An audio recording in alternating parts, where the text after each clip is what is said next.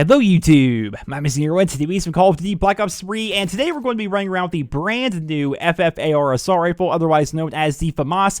I did a video on this weapon a couple of days ago when I first unlocked it via supply drop, and I gave you guys my general thoughts and impressions towards the weapon because I just unlocked it, and of course it was a revamp of the Famas from the original Black Ops and everybody was very excited about that, and so I made a video on it. Now I have dark matter for it. Now I have put in well over 1,000 kills and I've completed every challenge for this weapon. I wanted to kind of readdress my thoughts and opinions towards the weapon now that I've actually had time to mess around with it. It's kind of like dating, right? I mean, the first date was fantastic. The FFAR made a great impression on me, being an old school Black Ops gun being brought back into Call of Duty, and I was very happy that I actually got it on the first day without having to pay any money, just got it out of a supply drop, and I was just very happy with it. But now I've spent a lot of time with it. Right now, we're past the first date. I've been living with this thing for a while, right? I've seen it at its best and at its worst, and I wanted to discuss my thoughts and feelings towards the weapon so far here in this video. So the FFAR, it is actually now my fourth most used weapon in Black Ops 3 in terms of kills, but it also has the lowest KD of any non-shotgun in my top 15 weapons of Black Ops 3, again, in terms of kills. I have never died so many times while shooting at somebody like I have when I started using the FFAR. This weapon is really hit or miss for me. So let's explore some of the traits. And I was actually waiting to do a video like this. I wanted to wait for Drifter's in-depth video to come out so I could just see statistically what was up with this weapon, because it felt really weird to me. The more I used it, the less and less I seemed to start liking the weapon. I thought to myself, like, I have to be crazy here. This isn't making a lot of sense. But once that in-depth came out and I actually got to see statistically what was wrong with this weapon, it all started making sense in my head. And if you guys would like to check out the full in-depth video, I highly recommend it. I'm going to put an annotation on your screen, as well as there's going to be a link to it down there in the video description. So what are the pros of the FFAR? It is a super fast firing assault rifle. It has a crazy high fire rate. It actually has the fastest fire rate of any assault rifle in Black Ops 3, and even has a higher fire rate than most of the submachine guns in this game. It's incredible. It also has a very nice 4-shot kill range, and it's virtually unaffected by a silencer. A bullet or two here and there. It just, a silencer doesn't really hurt this weapon all too much. So it can kill people pretty quickly at a range. It's virtually unaffected by a silencer, and it has a crazy high fire rate. What are some of its downsides?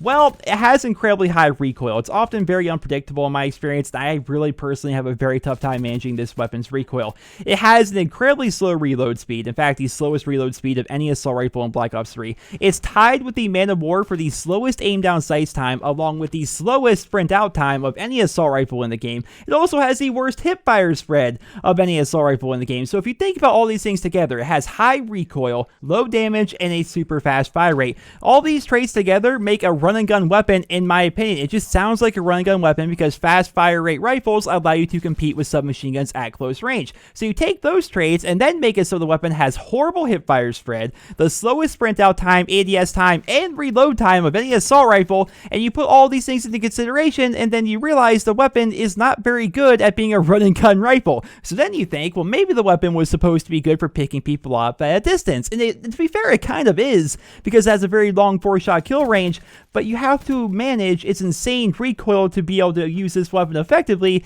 at a very long range. It kicks ridiculously, especially if you compare it to any other rifle in the game. Think of the Man of War, the ICR, the KN-44, either burst rifle, any of the semi-automatic rifles are obviously better. Just bottom line, the weapon doesn't really seem to have a niche, which every weapon in Black Ops 3, in my opinion, should at least try to have a niche.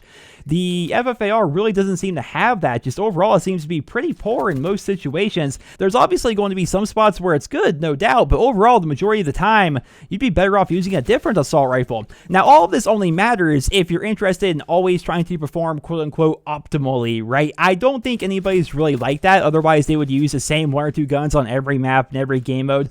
I've given the weapon a lot of flack in this video so far, but in reality, the FFAR can be very fun to use, just like any other weapon in Call of Duty. I mean, come on, this is the freaking Famas. This is the Black Ops 1 Famas reincarnated here in the Black Ops 3. Of course it's fun to use despite the issues it may have. It's got a beautiful design. It has the same sounds as the original Black Ops Famas. And the best part is it's something new to play with, right? I really wish everybody had access to this weapon so they could try it for themselves, because it's actually a lot of fun to play with. Black Ops 3 is a great game, made even better when RNGesus smiles upon you with a brand new weapon out of a supply drop. As someone who has dark matter and has done every weapon challenge for every gun in the game that was at least shipped with the game, I should say, getting a new weapon out of a supply drop is great because it is new content for me to experience. I mean, sure, I've had some very frustrating moments while trying to use this weapon, but I've also had a lot of very fun moments. I think it's important to note that even though Treyarch is doing a very scummy thing by locking content in the form of new weapons behind the supply drop slot machine,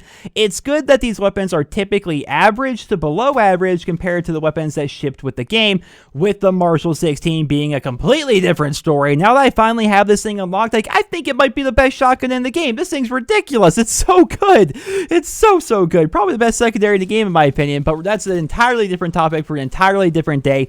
But the moral of the story here is, for the most part, when you get a weapon out of a supply drop, it's typically going to be average to below average, and that's exactly where I feel as though the FFAR is currently. It's a new weapon. It's not overpowered. It's just a nice throwback to a classic weapon from a classic Call of Duty game that's fun to use and doesn't really seem to break the game in any respect, which is good, because if you're going to make it so not everybody has access to something, that thing that not everybody has access to better not give the person that does have access to it an advantage over players that don't have it. It just makes sense. That's good game balancing in my opinion. You can say whatever you want about their marketing and the way that they're doing their business model, but at least the weapons in the game are balanced, and kudos to Treyarch for that. Ladies and gentlemen, those are going to be my thoughts on the brand new FFAR/FAMAS rifle here in Call of Duty Black Ops 3. Now they've had a lot more time to play around with it. Again, well over 1,000 kills, completed all the challenges for it.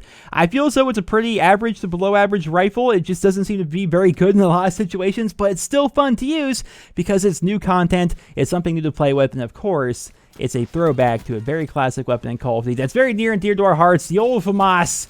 Oh, that thing, man. It was so ridiculous in the original Black Ops. It was like brokenly overpowered in that game. It's weird to see it not be brokenly overpowered in Black Ops 3, but it's kind of nice at the same time. I have to wonder, since they brought back guns from World at War, they brought back guns from the original Black Ops, are they going to be bringing back guns from Black Ops 2? If they do, I'm making a prediction right now. It's probably going to be a submachine gun, and I have a feeling that that submachine gun is going to be either the MSMC or probably the MP7. I'm really kind of leaning towards MP7. I feel so that's probably going to be the next weapon they announce to come to supply drops in the near future. I know this is something that people probably don't want to talk about, I guess, because it's talking about something that may come in the form of a supply drop, which everybody seems to hate. But if you guys could choose a Black Ops 2 weapon to come to supply drops, what would it be? Because for me, I feel as though it's going to be the MP7. I don't know. I just have a hunch. But of course, I would love to know what you guys think down there in the comment section below. I hope you guys all enjoyed this video. If you did, please drop me a rating. Hope you guys all have a wonderful day.